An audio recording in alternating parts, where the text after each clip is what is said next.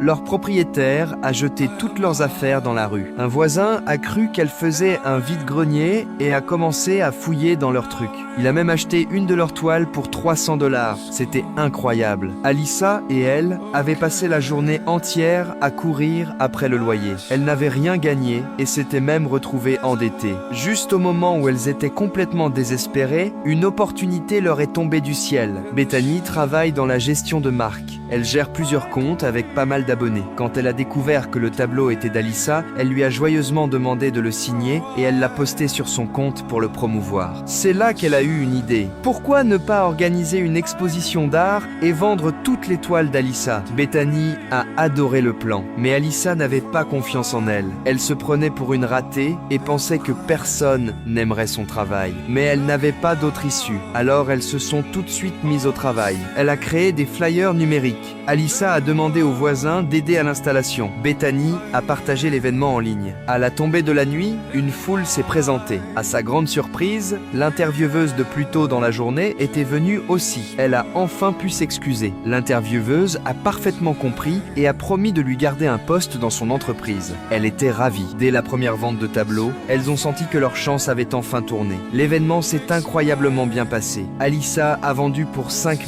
200 $ d'œuvres d'art. Malheureusement, le chef du gang a aussi vu l'info de l'événement. Il ne se contentait pas d'être remboursé pour les chaussures, il voulait tout leur argent. Alyssa lui a attrapé la main et elles ont couru. Quand elles sont rentrées chez elle, son ex avait rempli la pièce de bougies pour essayer de la reconquérir. Quelques secondes plus tard, le chef du gang a défoncé la porte d'un coup de pied. Le vieux plafond s'est finalement effondré, l'a frappé à la tête et est tombé sur les bougies, déclenchant un incendie. Elle a cru que c'était fini pour elle, mais les pompiers sont arrivés juste à temps. L'un d'eux était Maniac, le gars qu'elles avaient rencontré au fast-food. Après avoir échappé à l'incendie, elles ont convenu de se revoir. Puis, la voisine d'à côté est venue prendre de leurs nouvelles. Après avoir appris qu'elles avaient tenu tête au chef du gang, elle a proposé de les héberger aussi longtemps qu'elles auraient besoin. Cette journée avait été pleine de malchance, mais au moins elle savait que ça passerait. Des jours meilleurs étaient enfin devant elle.